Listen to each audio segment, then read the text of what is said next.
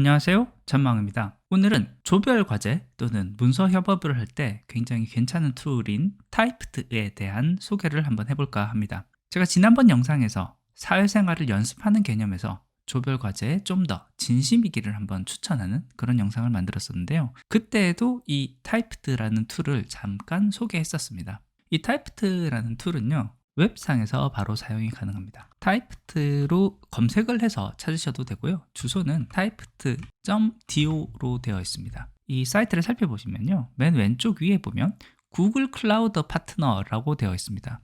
그래서 이 타이프트에서는 자체적으로 문서 작성 도구를 제공하기보다는요, 구글 문서를 활용하되 협업이 용이한 환경을 제공하는 서비스라고 보는 것이 좀 더 정확할 것 같습니다.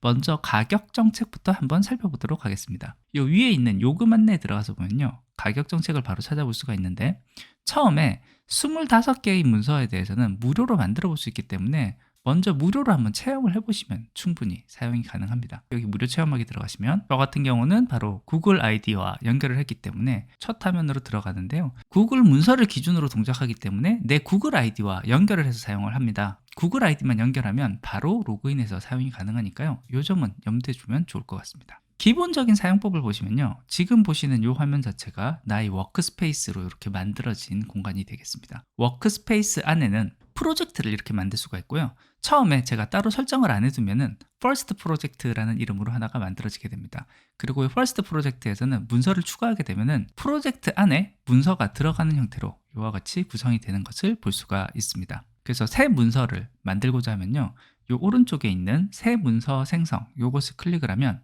바로 문서를 생성할 수 있는데, 타이프트에서 만들 수 있는 문서는요, 바로 보시는 것처럼 구글 닥스, 구글 슬라이드, 구글 시츠, 그렇게 해서 구글 문서에서 제공하는 문서들을 바로 사용이 가능하다는 거, 이렇게 볼 수 있겠습니다. 슬라이드를 하나 만들어 볼게요. 이렇게 하나를 만들어 보면은 프로젝트를 어떤 프로젝트를 할 거냐 묻고 있는데, 제가 왼쪽에서 프로젝트명을 따로 만들지 않았기 때문에 디폴트로 들어가 있는 퍼스트 프로젝트, 바로 이거 그대로 선택을 해서 실행을 해주면 바로 구글 슬라이드 문서가 뜨게 됩니다. 이와 같이 새 문서가 작성이 되었고, 이거는 이 우측에 있는 이 프레임만 보면은 사실 구글 슬라이드 프로그램과 동일한 프로그램이 떠 있습니다. 그리고 여기서 우리가 조금 다르게 사용할 수 있는 부분은 이 왼쪽에 보이는 이 라이브러리 영역, 이 영역이 다르다라고 볼 수 있겠습니다. 어떤 중요한 문서, 프로젝트성의 문서를 작성을 할 때를 생각을 해보시면, 나에게 필요한 참고 자료들을 굉장히 여러 가지를 모아서 정리해 두고, 거기에 있는 자료들 중에 내가 발췌해서 사용할 것은 발췌해서 사용을 하고, 왔다 갔다 하면서 이런 식으로 작업을 많이 하는데요, 이 타이프트에서는 기본적으로 문서 작성은 구글 문서에서 작업을 하되 참고 자료를 보다 찾기 쉽게, 그리고 여러 사람이 같이 같은 프로젝트로만에 집어넣어서 같이 보기가 좋게, 협업하기 좋은 여러 가지 기능들을 제공하고 있습니다. 보통 우리가 가지고 있는 참고 자료들을 여기 등록을 해 놓을 수가 있습니다. 그래서 이 왼쪽에 있는 라이브러리에 참고 자료, 여기 플러스를 누르면 추가를 할 수가 있고요, 여기서 URL을 등록할 수가 있고, 또는 로컬에서 내 컴퓨터에 있는 파일을 업로드할 수도 있습니다. 나의 구글 드라이브에 있는 문서를 등록할 수도 있습니다. 시험 삼아 한번 좀 등록을 해보도록 하겠습니다. 이와 같은 어떤 참고할 사이트를 찾았다라고 했을 때 이 URL 이렇게 복사를 한 다음에 여기에 URL을 선택을 한 다음에 여기 붙여 넣으면 해당 URL을 바로 넣을 수가 있습니다. 이런 식으로 링크가 들어가는 것을 볼 수 있고요, 이와 같이 들어간 자료가 있을 때는 이 자료를 클릭을 하면 작업하는 공간을 그대로 두고 오른쪽 반절을 조금 더 띄워서 여기에 방금 내가 찾았었던 그 사이트를 창을 띄워서 보여주는 것을 볼 수 있습니다. 우측 상단에 보면 읽기 모드라는 게 오프로 되어 있는 것을 볼 수 있는데, 이걸 ON을 해두면은 여기 있는 문서들 중에 내가 가져오고 싶은 부분들에 대해서 밑줄을 칠 수가 있습니다. 예를 들어서 여기 아래에 있는 내용 중에 이 구문을 내가 공유해서 쓰고 싶다라고 해서 이렇게 범위를 씌워 놓으면은 이렇게 하이라이트를 표시할 수 있는 표시가 됩니다. 요거를 클릭을 해주면 요 왼쪽에 참고 자료를 넣어 놓은 곳에 이렇게 하이라이트 표시가 된 것이 숫자가 표시가 됩니다. 그래서 요걸 클릭을 해서 보면 어떤 부분에 내가 하이라이트를 쳤는지 이렇게 바로 볼 수가 있고, 이 부분을 바로 복사를 해서 여기다가 붙여 넣을 수가 있습니다. 내가 찾을 때 자료가 굉장히 여러 개가 있을 때는 내가 쓰고자 하는 데이터들이 분명히 있을 거거든요. 그래서 그 부분에 대해서는 이렇게 범위를 정해서 줄을 정해주면 굉장히 편하게 사용이 가능합니다. 같은 요령으로 다른 사이트에서도 반복 작업을 할 수 있습니다. 여기 네이버에서도 이와 같은 사이트 URL을 찾았다라고 하면 이렇게 URL을 복사를 한 다음에 여기 타이프트에서 다시 참고 자료 URL로 해서 붙여 넣을 수가 있는데 이 할 때마다 이런 식으로 붙여 넣는 것이 좀 번거로울 수가 있거든요. 그래서 이 부분을 도와줄 수 있는 게 확장 프로그램 설치로 가능합니다. 자, 여기 홈에 들어가서 보시면요. 요 우측 아래에 확장 프로그램 설치라는 버튼이 하나가 더 들어가 있습니다. 이 버튼을 클릭을 하면요. 그러면 타이프트에 대한 이 프로그램을 크롬에 추가해서 설치를 할 수 있게 되어 있습니다. 요 추가를 해서 눌러보도록 할게요. 그래서 확장 프로그램 추가를 해서 설치를 하면 요 우측 상단에 요 확장 프로그램에 크롬에 추가되었다라는 것을 바로 볼 수가 있습니다. 그리고 이 추가된 프로그램은 단축키를 관리를 할 수가 있습니다. 바로 단축키 관리에 들어가서 보면 확장 프로그램의 단축키를 쓸 수가 있는데 지금 현재 디폴트로 설정되어 있는 게 컨트롤 시프트 숫자 1이 되어 있습니다. 그래서 우리가 원하는 페이지에 갔을 때 컨트롤 시프트 숫자 1을 누르면 바로 타이프트 이 확장 프로그램을 통해서 내가 연결하고자 하는 문서에다가 바로 그 URL 정보를 집어넣을 수가 있습니다. 이거 바로 한번 확인을 해볼게요. 방금 보셨던 요 블로그 파일에서 여기를 복사해서 집어넣는 것이 아니고 컨트롤 시프트 숫자 1을 누르면 바로 확장 프로그램이 이렇게 뜨면서 요것을 어느 곳에 집어넣을 것인지를 묻고 있습니다. 요 타이프트에서 여기 바로 추가하겠다라고 엔터를 누르면 이게 저장이 되는 것을 볼 수 있고요. 타이프트로 이동을 하면 그리고 아까 보던 언타이틀드 요 문서에 들어가서 확인을 해보면 요 인박스 안에 이렇게 방금 만들어진 블로그가 들어온 것을 볼 수 있고 요것을 바로 현재 라이브러리로 이동 이렇게 해주면 지금 작업하고 있는 요곳에 현재 라이브러리에 이와 같이 링크가 하나가 더 들어오는 것을 볼 수가 있습니다.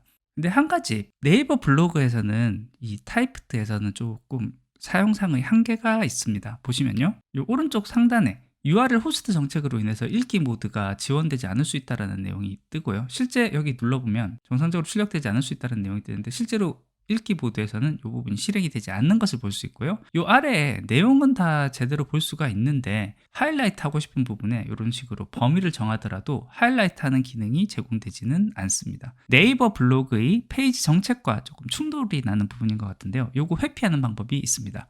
요 주소에서요. blog.naver.com으로 들어가지 마시고요. 여기에다가 앞에 m. 하고 이렇게 들어가면 내용은 같지만 구성이 조금 다른 이 모바일에서 볼 수 있는 핸드폰에서 접근했을 때 뜨는 화면이 이렇게 뜨는 것을 볼 수 있는데요. 이 화면에서는 이 네이버 블로그로 들어가게 되면은 여기 이번에 로케이션을 아예 처음부터 정해버릴게요. 인박스로 하지 말고 뉴 스페이스 안에 있는 퍼스트 프로젝트 안에 있는 아까 작업하고 있었던 언타이틀드 여기에다가 바로 저장을 해보도록 하겠습니다. 저장하고 타이프트 다시 이동.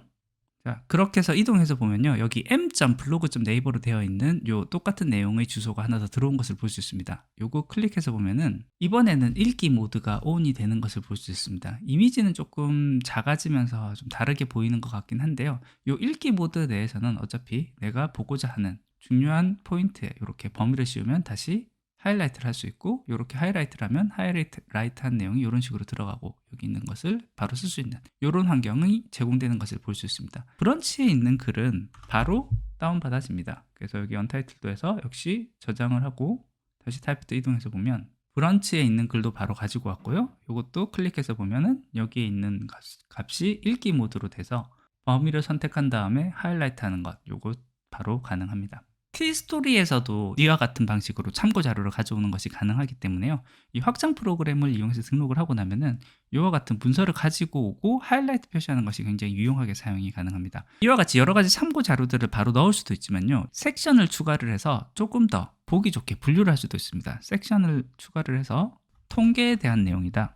그러면 여기 통계에 대한 내용을 이런 식으로 끌어 넣어 주고요. 그리고 다시 섹션 하나 더 추가해서 여기는 자동화에 대한 내용이다. 이런 식으로 해주면 여기 이 내용을 이런 식으로 집어넣을 수가 있습니다. 그리고 이런 식으로 집어넣은 자료들은 섹션별로는 이런 식으로 최소화 시켜가지고 보고 싶을 때만 이런 식으로 구분지어서 볼 수도 있다는 거 이렇게 보시면 좋겠습니다.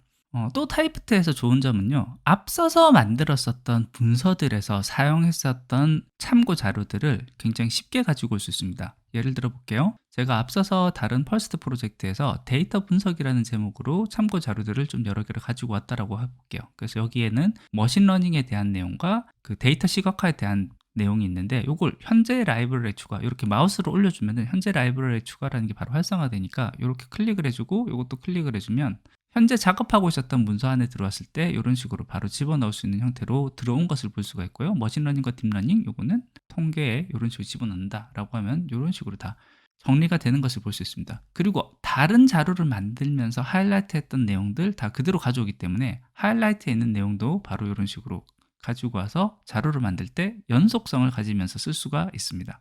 그리고 또 재밌는 것 중에 하나는요. 여기 홈으로 들어갔을 때 여기서 보면 이제 우리가 가지고 있는 이 프로젝트, 퍼스트 프로젝트에 대한 것을 볼 수가 있는데 이 왼쪽에 있는 뉴 스페이스 아래에 있는 퍼스트 프로젝트를 이렇게 클릭을 하면 이 프로젝트에 대한 네트워크 모드라는 것을 볼 수 있습니다. 이걸 ON을 해서 보면 지금 현재 만들어졌던 이 프로젝트 안에 들어가 있는 문서들이 이런 식으로 다 표시가 되고 이 문서들에서 참고 자료를 우리가 같이 사용하고 있는 참고 자료가 있으면요.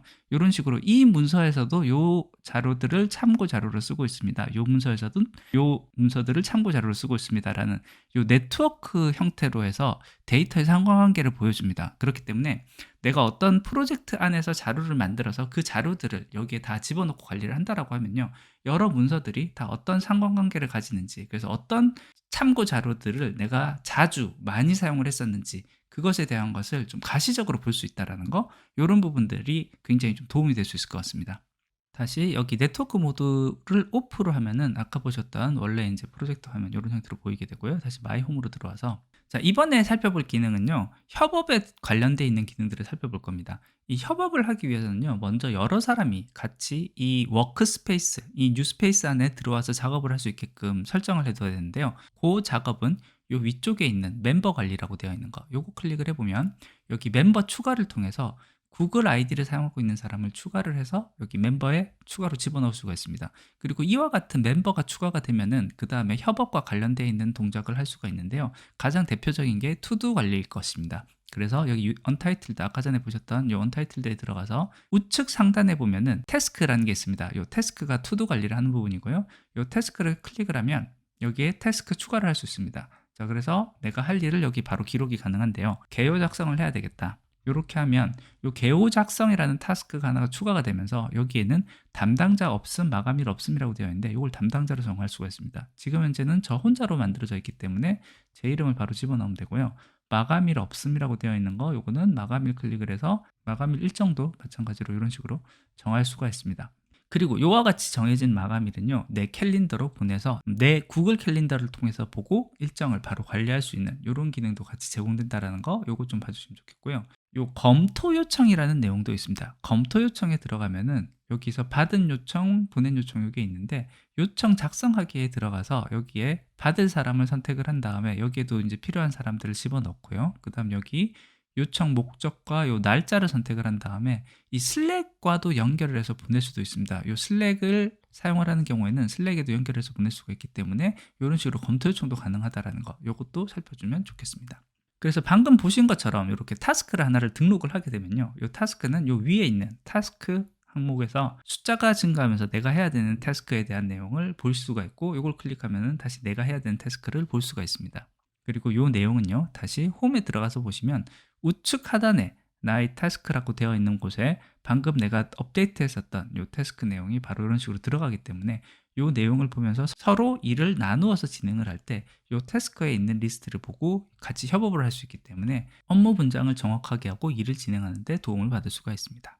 예, 오늘은 이렇게 조별 과제 또는 문서 협업을 할 때 도움을 받을 수 있는 타이프트라는 툴에 대해서 알아봤습니다. 이 타이프트는요, 문서 협업에 포커스를 맞춘 전용 툴인 만큼 프로젝트성으로 문서를 작성할 때 필요한 기능에 굉장히 특화되어 있고 강화되어 있습니다. 참고 자료를 모으고 공유하고 재사용하기가 쉽고요. 특히나 참고 자료를 여러 사람이 나눠서 모으더라도 프로젝트 안에 있는 같은 파일에 업로드를 하면은 다 같이 볼 수 있고, 이 사이트에서는 이 부분이 중요해 라고 하는 부분은 하이라이트를 치면은 그 부분도 쉽게 공유가 되기 때문에요. 자료로 공유하기도 쉽습니다. 참고 자료는 섹션을 통해서 그룹을 지어서 잘 정리를 해 놓을 수가 있기 때문에 여러 사람이 동시에 산발적으로 자료를 모으더라도 혼선이나 중복이나 누락이 없게 정리하는 것이 훨씬 용이합니다. 또 방대한 자료들 속에서 포인트 두고자 하는 부분도 강조하고 공유하기 굉장히 쉽고요. 여러 사람이 동시에 작업을 할 때 각각의 업무를 나누고 일정을 관리하고 정하기가 굉장히 좋게 되어 있습니다.